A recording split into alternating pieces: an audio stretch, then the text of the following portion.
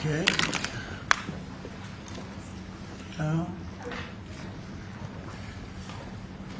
Well, thank you very much. We have a very big announcement today. It has to do with nuclear energy and other things. And this is all nuclear. It's a hot industry. It's a brilliant industry. You have to do it right. It's become very safe and environmental, yes, 100%. So I'm going to ask Doug Burgum to talk about it a little bit to start. And maybe Will, you'll follow him up. Yes, sir. And we're going to have Pete Hegseth speak from a military standpoint, but this is very all-inclusive. We're signing tremendous executive orders today that really will make us the real power in this industry, which is a big industry.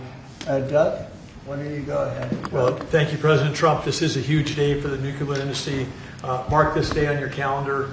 This is going to turn the clock back on over 50 years of over-regulation of an industry.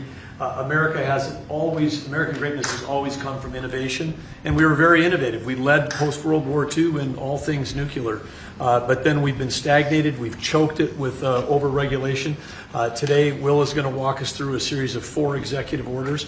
Each of these help attack separate issues that have held back this industry. And with us today, we've got a number of CEOs from the industry representing some of our largest nuclear providers, but also a big change. This is a time when capital and competition has finally come to this industry. We've got venture capital, we've got startups coming into all aspects with small modular nuclear, and we've also got an EO that's talking about the importance of us having a secure supply chain of being able to get that fuel load here in the United States as opposed from foreign sources. This has impacts on national security, on our defense, and again, President Trump here today has committed to energy dominance. And part of that energy dominance is that we've got enough electricity to win the AI arms race with China. What we do in the next 5 years related to electricity is going to determine the next 50, because this is the first time in history where electricity can be translated into intelligence. And we need that intelligence for every aspect of our economy,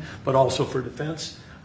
Pete Hegseth in the Department of Defense has been a key part of this, and this is going to help us make sure that we're providing the defense we need, where we need that AI, need the electricity, but also to secure our bases here at home and around the world. Secretary? Sure, I'll just add to that before going to Will. Energy security is national security. If we don't have reliable energy for our basing, for our troops, whether forward deployed or domestically, we're vulnerable. So by having small modular nuclear capabilities, which are rapidly being fielded, that we can use on our bases here and around the world, we're creating an environment where if things happen elsewhere, the military can be relied upon. Also, we're including artificial intelligence into everything we do. If we don't, we're not fast enough. We're not keeping up with adversaries. You need the energy to fuel it. Nuclear is a huge part of that, modular or otherwise. So we're going to have the lights on and AI operating when others do not, faster than everybody else because of nuclear capability. So this is a big game changer for us as well. And we're also talking about the big plants, the very, very big, the biggest. We're going to be doing them also, but we're going to start off a little bit. I think our focus today is the smaller module, but included in this group, we're also doing big plants where needed. They won't be needed too much, but they'll literally be able to do it in an entire state. And you've read a lot about cost overruns in a couple of states that were pretty significant, but we're not going to have cost overruns. And the technology's come a long way, both in safety and cost and everything else. Would a couple of you guys like to talk about your companies and you want to say anything? Joe, why don't you kick it off? Sure. My name is Joe Dominguez. I run Constellation Energy. We have about 25% of the nation's fleet. We're the largest publicly traded nuclear company in the world. We're in the middle of a merger with Calpine, and once completed, we will be the largest electric producing company in the world. About enough power to produce, to cover all of Mexico, actually. I didn't know that. When we talked, you were so modest. I can't believe it. That's normally not said about me, Mr. President. I'm very impressed. Go ahead. So you think it's got a great future? Yeah, well, absolutely we do. And the big change here is not only the technology has come around, but we have some of the largest companies in the world, the hyperscalers, who need this energy for AI, who are now working with us to fund the development and construction of the next generation nuclear. Nuclear is a 24/7 resource. These data centers run 24/7. Some of them will cost $200–300 billion, and they want to run them all of the time. So we can't use intermittent resources. We need something that's always on, 24/7, and nothing does that better than nuclear. The problem in the industry has historically been regulatory delay. Mr. President, you know this because you're the best at building big things. Delay in regulations and permitting will absolutely kill you, because if you can't get the plant on, you can't get revenue, and the interest costs are horrible. We're wasting too much time on permitting, and we're answering silly questions, not the important ones. For example, let me give you an example. In 3 places in this country, we're trying to license new reactors at sites that already have reactors.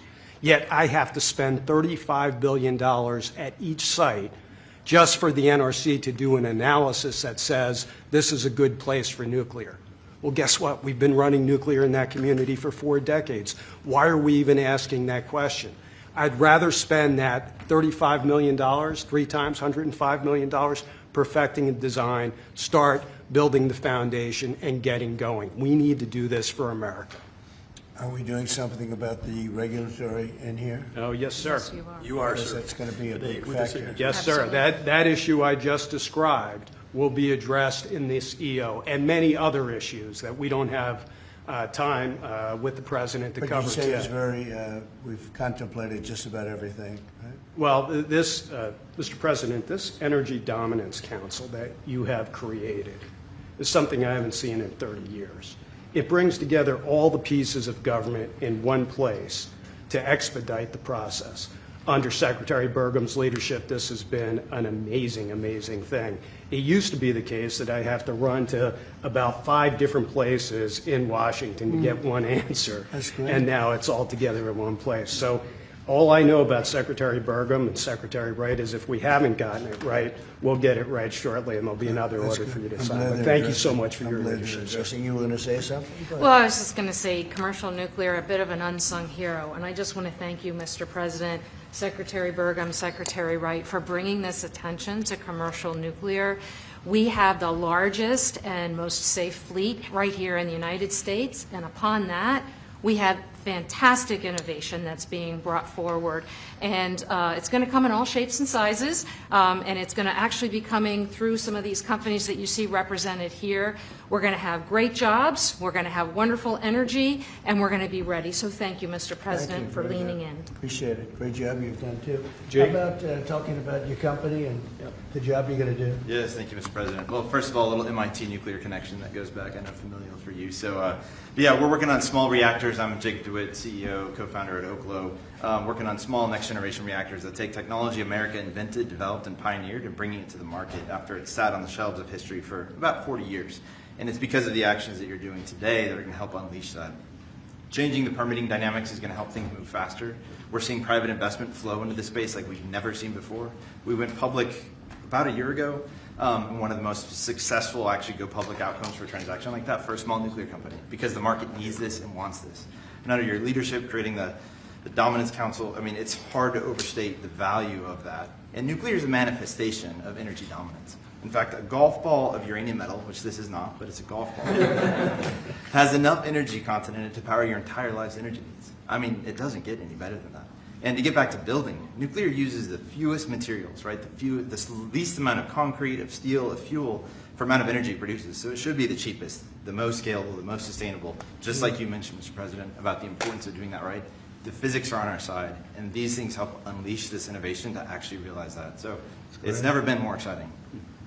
Very exciting indeed. Go ahead, please. And I'm Scott Nolan, CEO of General Matter. We're an American enrichment company trying to bring back the U.S.'s lead in producing nuclear fuel. So just like car engines need fuel, nuclear reactors need fuel. Right now, the U.S. is completely dependent on other countries to make the key step of enrichment in this fuel. And these executive orders are going to pave the way for the U.S. to regain its lead. So we really appreciate it. Will you be doing the AI plants? Because we have a lot of them going up now, and or soon going up, and they need tremendous electricity. Are you going to be involved in many of those plants? Yes. Will a lot of them be using nuclear? Some are using oil and gas, some are using different things, but Many of them will be, I think. it just makes a lot of sense. Nuclear is a perfect solution, and that's where most of them are interested. Good luck. Thank you. It's going to be great. It's going to be, yes. Okay, Will, please. The first executive order we have for you relates to the issue that Secretary Hegseth was speaking to, which is the need for incredible amounts of power at defense installations and also in AI-focused installations. What this executive order will do is speed up the approval and adoption process for specialized nuclear reactors at these sorts of sites. It also involves the Department of Energy making available the necessary fuel stock. It also creates a special envoy position and a strategy around nuclear technology export, the idea being that we can grow American industry on the back of foreign purchasers who are interested in this sort of technology as well. I'm just thinking, as you're saying that, I just said, what about auto pens? Could I use an auto pen? What did Biden do? Did he have an auto pen at the desk? Nuclear powered. No, he didn't do events like that. Yeah, he used nuclear power. You know, he didn't do events like this, I guess. That's all right. Otherwise, you know, you walk into the other side of the room, have an auto pen sign, right? Here it is. It's phase one. Very big phase, very important phase.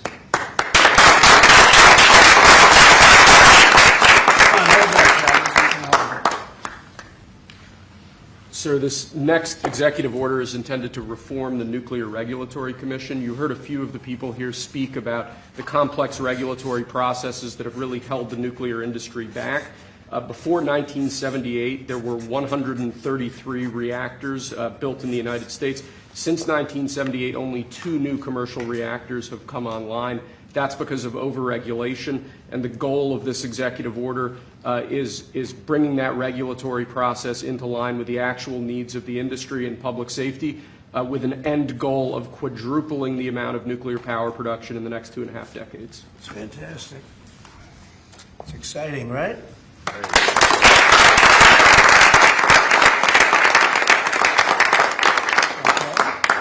There you go. This next executive order relates to nuclear reactor testing, sir.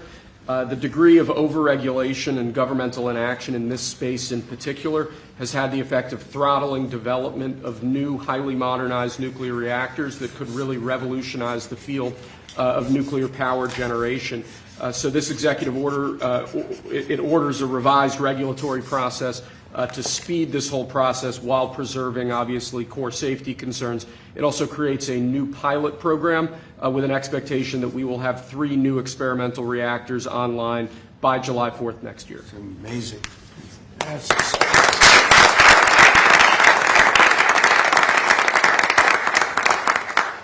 Okay, come on. Lastly, sir, we have an executive order on reinvigorating the nuclear industrial base. There are a number of core issues here, including the issue with fuel feedstock that one of the speakers mentioned before. This executive order, among other actions, includes an invocation of the Defense Production Act in order to spur a closer collaboration with private industry to ensure that we have the fuel supplies we need for a modernized nuclear energy sector. In addition to that, it includes crucial provisions relating to the development of a nuclear energy sector workforce and a number of other key building blocks to the overall nuclear industry that we're trying to spur here. Great. Thank you.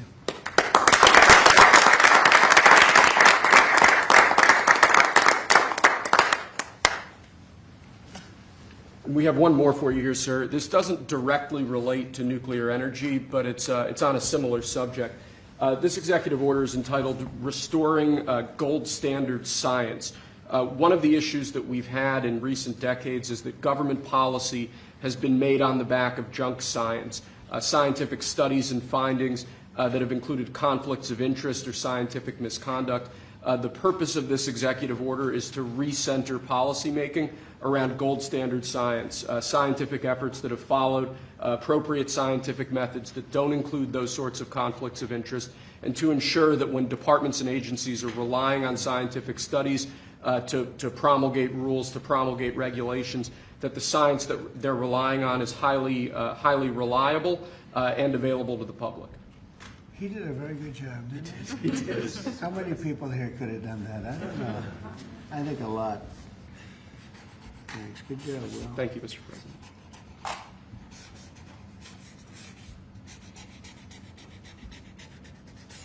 Is that it? That's all we have for you now, sir.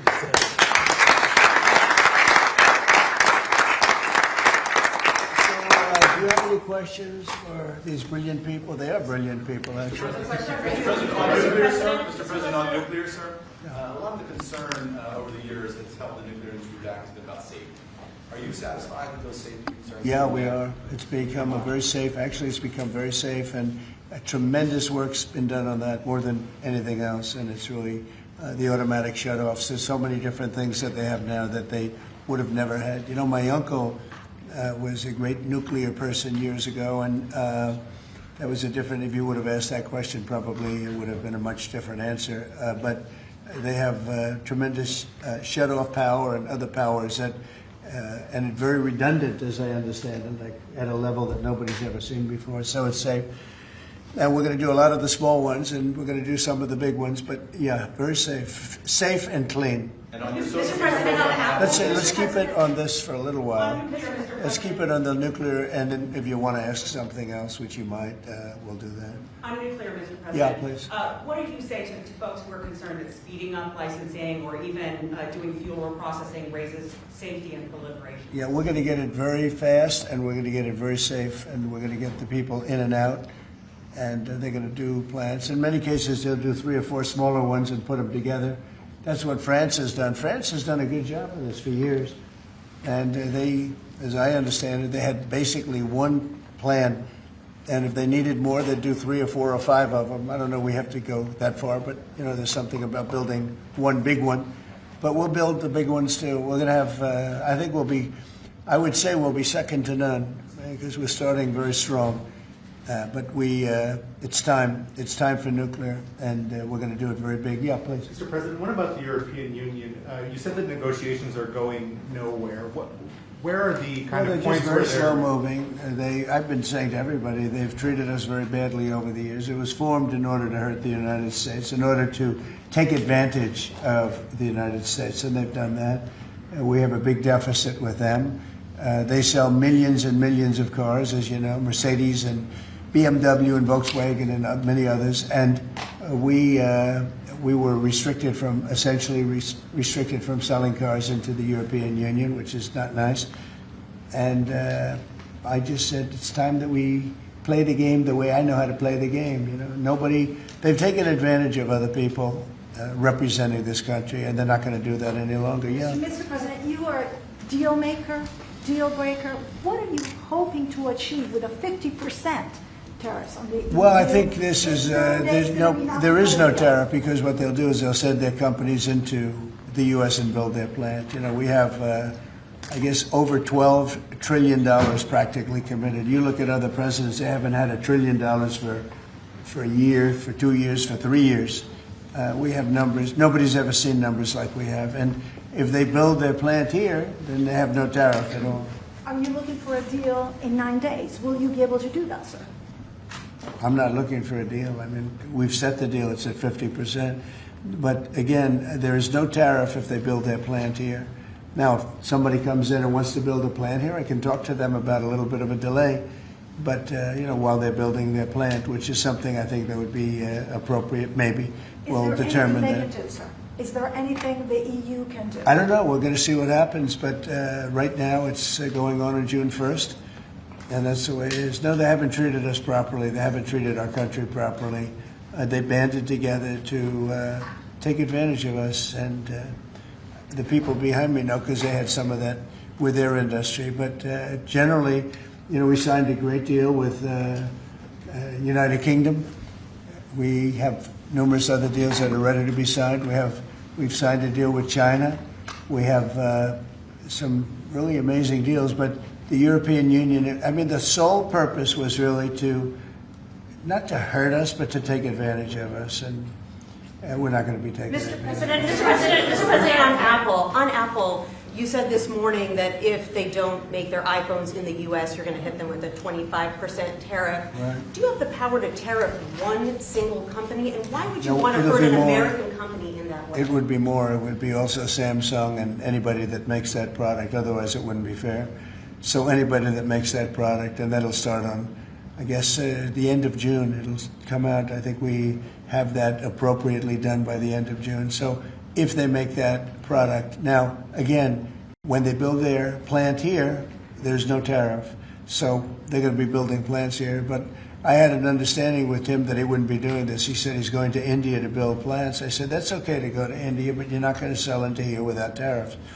And that's the way it is. Yeah. Why would you have an American company? What makes you confident, sir, that Apple can build in the United States at a price that American consumers? Oh, they can. No, they can. And a lot of it's so computerized now. These plants are amazing if you look at them, but they can do that. And actually, as you know, Apple's coming in with $500 billion. So are the chip companies. We have all of the chip companies coming in. The biggest, $500 billion, $200 billion, $250 billion they're spending. But we're talking about the iPhone now, and the iPhone. If they're going to sell it in America, I want it to be built in the United States. They're able to do that. When you say that Walmart should eat the cost of the tariffs, is that an acknowledgement that it is U.S. companies that bear the brunt of tariffs, not foreign countries? Sometimes the country will eat it. Sometimes Walmart will eat it, and sometimes there'll be something to pay, something extra. I've always been a fan, and I've always believed. And if you look, take a look at what I did 4 years ago. We had the greatest economy, and we had no inflation. Remember that. We had no inflation, and yet we had hundreds of billions of dollars of tariffs that I put on China, yet we had no inflation. We had no big cost differential. Oftentimes, and I don't like it when a department store, because they'll do a lot of business, but they announce record profits and everything else. They have to take out some of their profits. They'll make a little bit less money. But I don't want the consumer. I don't want the consumer to pay. But why impose tariffs that you know are hurting American businesses? They're not hurting. They're helping because they're creating jobs in America. We're creating tremendous amounts of jobs in America like you've never seen. We're having investment in America. We're not getting ripped off by every country in the world. We've been ripped off by every country in the world. They're making their product. They sell it. They don't give our people the jobs. They make them with other countries' jobs. And we will have something that nobody will ever see again, I think. I think we have a potential to do numbers that we never envisioned in the wildest year. Look at what's happening. 10 to 12 trillion dollars in literally a couple of months. It's nothing like that's ever happened. It's we're doing a very special thing. We want, if they're going to sell it here, generally speaking, not for all products. There's some products we don't want to make. And frankly, we're much better off getting them elsewhere. But for certain products, we want cars. We want to make cars. We don't want to have, and I like Canada very much, but we don't want to have Canada making our cars. We want to make our cars. Oh, it's a phone call. Do you mind? Hello? Okay, it's only a congressman. I'd let you know, actually. Mr. President, are you considering stopping other universities from taking foreign students? It's a different congressman. They're all congratulating us. Is that an iPhone, sir? Yeah, it's lucky it is. Right? Okay, let's go. Are you considering stopping other universities besides Harvard from accepting foreign Well, we're students? taking a look at a lot of things. And as you know, billions of dollars has been paid to Harvard. How ridiculous is that? Billions. And they have $52 billion as an endowment. They have $52 billion.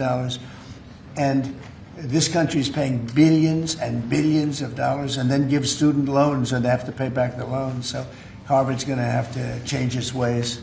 And so are some others. On that note, a lot of CEOs in the United States, big companies, are foreign.